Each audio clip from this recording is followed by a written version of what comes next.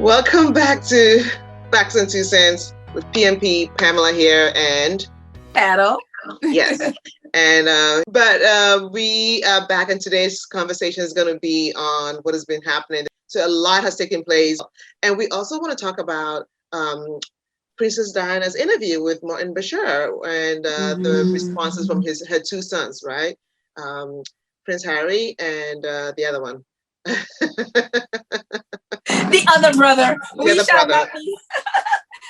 We might God, mention his name, but right now I'm going to call him the other brother. I remember this interview when this happened. I was a kid, but I remember it very well. It was all over the news, and this interview is the one with Diana and Martin Bashir, and it was just crazy. For some reason, I don't know. There was something about Martin Bashir that I kind of like. I think because I loved Diana, so I didn't like him interviewing her. I didn't know the whole story, but just seeing him interview her, I didn't like the way he was questioning her. I mean, if you watch the interview, some of the questions were very sarcastic, and I was just like, But then I was a teen. That's also my age. I think it's a culture too, and I think it was a very misogynistic culture. It still is. And so much back in those days, especially dealing with Princess Diana, a lot of the royal reporters were really condescending. Yeah. They really, really were so condescending. And well, look at Piers Morgan. That's where he's a prime example. So a lot of them basically felt like they were better than her in a lot of ways, especially the men. Right.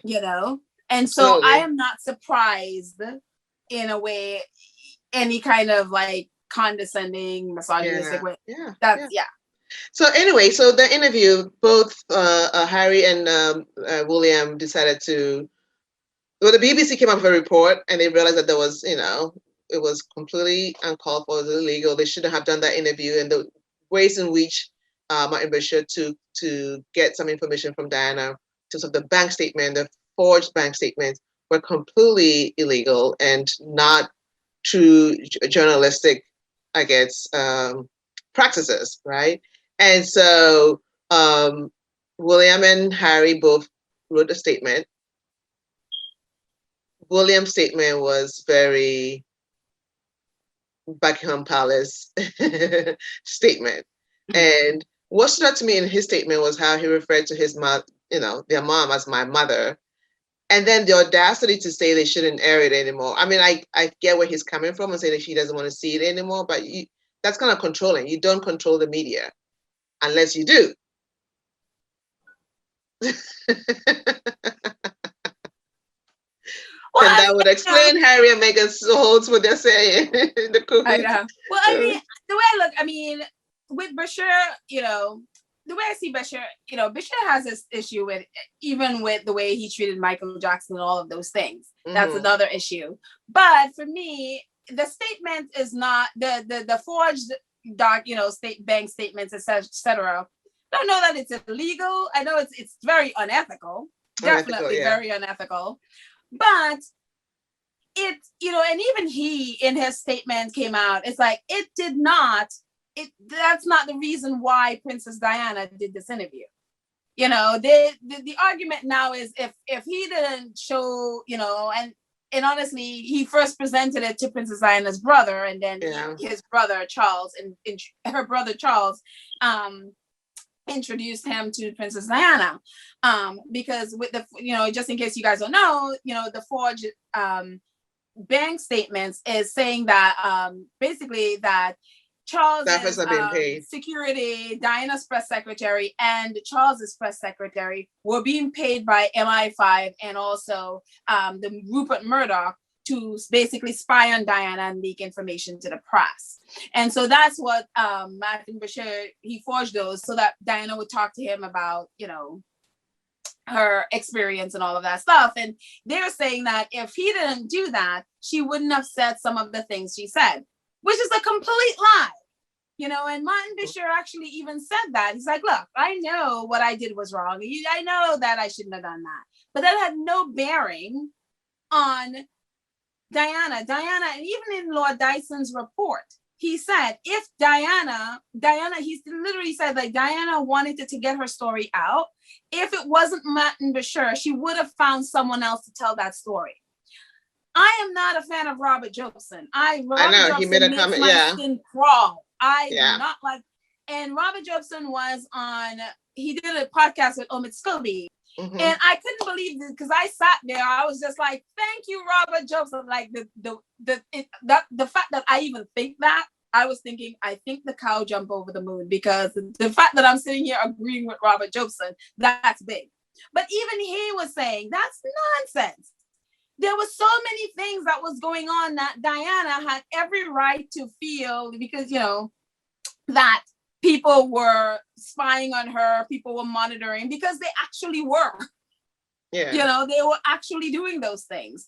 The idea that somehow her brother's statement is like, oh, because of that interview, it ruined, he basically did a connection with, it ruined her life and then it caused her death.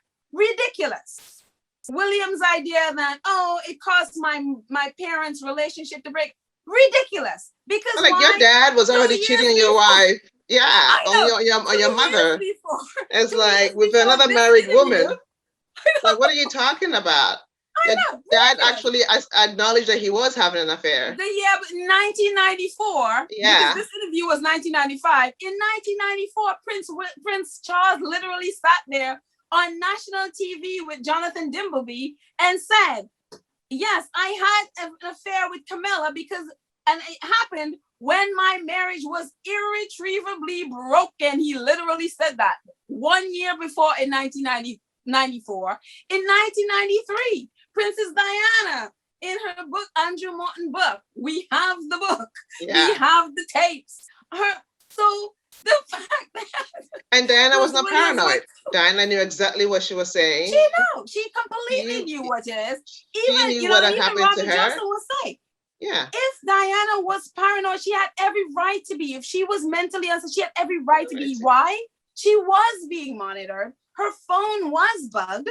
Why? We know that because we have the squishy tapes. Yeah. The squishy tapes was she was on the phone with a friend of hers who they were having an intimate conversation. They said they weren't having an affair, but some of it was intimate. Mm-hmm. New Year's Eve, 1989. They're having this conversation. They, went into kissy and all of that stuff on the phone. 4 days later, some old man, 70-year-old ex-banker, picked up, he has a ham radio, picked up this phone call 4 days later. Mm-hmm. A few days after that, this woman, like 25-year-old woman, she was a typist, whatever, 3 days after, picked up the same phone call on her ham radio. Now, how do you make a phone call on, December 31st? That phone call is picked up 4 days later. And then a few days later that, another person far away picked up that same phone call.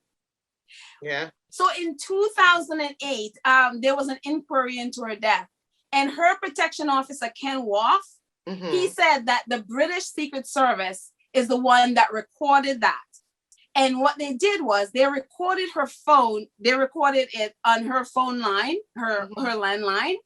And they recorded and played it in a loop, hoping that someone would pick it up, with a ham radio would pick it up. And publish it. And exactly. And so what it is she was at Sandringham, where the royals spend at Christmas, where they do those walks to the church all the time. Yeah. Somebody at Sandringham bugged her phone. The Secret Service recorded that and then played it on a loop to sort of, so nobody would know that it was them. Yeah. And hope someone picked it up. Because how do you explain you make a phone call today, 4 days later, somebody pick it up, and then a few days later, another person pick it up? Exactly. That doesn't make any sense. Nope. Yes. And then Diana also said, FBI and all that they're doing. And she even said when she was making phone calls, she hears these strange clicks, she hears these strange noises. She knew, for she and Fergie sort of snuck people in to sweep their place for bugs. So she knew, so if she was paranoid, she had every right to be. Yeah. If she was mental, was really mentally unstable in any way, she has a husband who has had an extramarital affair, whether even if it wasn't physical when he was with Diana, it was emotional. Oh, he was physical when he was with, but he said it was he stopped until after it was who knows, but we know it was emotional, because even when Diana confronted Camilla, and Diana was like, I know what's going on, I'm not stupid. I know you have the kids and everything else. Exactly. Her thing was like, well, you have the kids.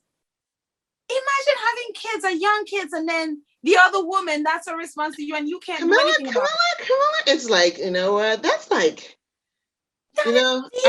Africans call that kind of person a shawo. That Camilla is an ashawo, seriously. And Tina knows what I'm talking about. Most Africans know what I'm talking about. She is, Nigerians pronounce ashawe, Ghanaians ashawo. Like, you an ashawo proper. You be ashawo proper, Camilla. That is like really, really, really, really horrible. Horrendous. That's evil. It's totally evil. So if Diana, and the thing about it is, all the things that Diana went through, all the conniving and sneaking around to get this interview together so that she can do this interview, that's not a paranoid person. That is a person who specifically decided, I have to figure out how to get this out. I know what is happening, and I am sounding the alarm, so that down the line, my kids would know exactly what happened to me. Well, that's what Harry is doing as well with this whole talk. It's like putting it out there. It's like, no, the firm and the media are trying to kill my wife. So if anything happens to Meghan, we know who to. We know. And that is what Princess Diana did. Notice she didn't go to the same person. She went to different people, different mediums to get the word out. It's exactly what Harry and Meghan are doing today. And so it's like, so the idea that, her own son, when even Martin Bashir, as whatever you think of him, he's like, Diana wasn't paranoid. He stands by his interview. He's like, look, I did this and I know it's wrong, but what Diana said, she knew what she wanted to say. We did exactly what she wanted, exactly how she even picked the date that she wanted this to air. Diana even wrote a note and said, whatever document Martin Bashir showed me is not something that I didn't know before. I knew it, and I am fine. She's like, I have no regrets. Mm-hmm. You know what I mean? So Diana knew what she was doing. She was completely fine. If it wasn't Martin Bashir, it would be somebody else.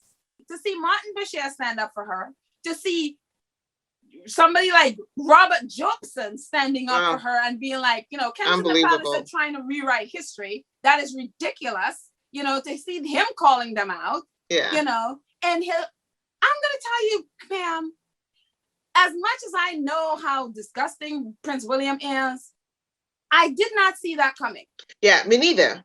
Throwing his mother under a bus, I did not see coming. I mean, did he? It makes me wonder if he wrote it. I don't even know. I don't think he writes it. He didn't write it. He didn't write it, right? It was written for him. That is from Tory government. Yeah. Did he review it to see this doesn't even make sense? Or he just went up there and read it because he felt like, come on. You just threw your mother, who loved you unconditionally, and called her paranoid. And that her paranoia broke up her relationship with your father. Like, that caused her, no! And then she wouldn't have said what she said had she known that she was deceived, that it has hurt all these people, and all these lies. I mean, what lies that did she tell? Everything she said. Your dad is a shower. Prince Charles is a shower. That's why shower means a shower. Charles and Camilla. A shower times 2. That's that. Your dad was cheating. Your dad obviously wasn't, dating Camilla when Camilla was married. So, like, what kind of role model is your dad in that sense? Well, obviously William and Rose. We don't even talk about that. But anyways. And I think the thing with William is, even when he's saying all those things, notice he is attacking the BBC. He nowhere in there did he talk about the others in the press who were doing the exact same thing and doing worse. Well, and that's as what Harry's note says, That's why I'm sorry. It's That's what gave, and this is why when Camilla Tominey was on this morning on one of those shows, I saw a clip of it, and she says the question was not even about, and I like that fact that morning the hosts were like really going in on Camilla. It's like, well, and then she goes, well, and that's why William did not blame the tabloids. He blamed BBC, and they should be rightfully blamed. But Harry is blaming the tabloids. I was like, girl, stop trying to you know, clean up the tabloids. You guys did exactly the same thing. The and tabloids, worse. and worse. BBC did something with, but the tabloids, you guys were just like on the go every day. There were like multiple papers printed about Diana and lies. You guys went for it. So and when Harry and so Camilla was like not really happy that Harry mentioned tabloids. And that's the thing with William. William gave them all a pass. Why? Because of that invisible contract. That's not so invisible because it's very clear that there's a we know contract. it now. And not only that, William is doing like, oh, the BBC, whatever. Prince William still has a contract with the BBC for his Earthshot Prize. Well, we'll see where that goes. You know, he hasn't, there's no thing that he is, you know, the BBC is not the person, the organization that's doing it. You know what I mean? And it's just like, how dare you attack the BBC? Ryan, go ahead and, you know, call them out. But I don't mind him attacking the BBC, but go leverage the whole blame across the board. Exactly. It's so hypocritical. It's so, you know, and so that's why I'm so grateful that Harry specifically talked about his mother's honesty, you know, her integrity, you know, what she stood for. And so it's kind of like you see the difference so clearly. Yeah. You know, and you're right. It's the my mother or our mother. Yeah. Yeah. The cool thing about Harry is like Harry always is inclusive. Yeah. Because he's always said he left the interview he had with Oprah and Meghan was to speak the truth and to create and you know, have compassion and also create a space for healing and reconciliation. And so any chance he gets, he doesn't, you know, he always includes his brother in the conversation. And he'll be like, you know, our dad folks, you know, said this to me, William and I, you know, our mother. But William will be like, my mother. Like, dude, take several seats. Exactly. And that's, you know, finally wrapping this up, that's what brings me to everybody is like, oh my gosh, they need to come together in July to honor their mother. Yeah. My question is, how exactly are you going to be, you know, dedicating a statue to honor your mother, the one that you just want to silence, called paranoid, threw under a bus, said that she broke up your happy family. So how exactly does that work? How is that honoring your mother? You know, you want the BBC to silence your mother. How are you exactly honoring her? Yeah, you know, so that's why I think that whole thing is just for the press to get pictures. Yeah. You know, that has nothing to do with honoring your mother. Yeah. You know, you can validate everything she stood for and invalidate her words and then call the what? Let's just honor this statue. Because it has nothing to do with who your mother is. It is, at the end of the day, listen, it is performative. It is trying to be relevant, but then not thinking it through that he is not on the right side of history. And this is all going to come back. It's, you know, it's always going to bite him in the back. So he should just keep doing what he's doing because he'll find out soon. Because, you know, people will remember. People with social media, nobody forgets anything. Nope. People will hold on to receipts. Around. Listen, even with us, people hold receipts. So it's like, you know, whatever you say, people have it there to pull it up. So it's like, let him keep doing what he needs to do. So anyways, on that note, thank you so much for joining us on this episode. We've definitely hope we've been able to give you some facts. You heard our 2 cents as usual. And until next time, au revoir. Ciao. Bye. Bye.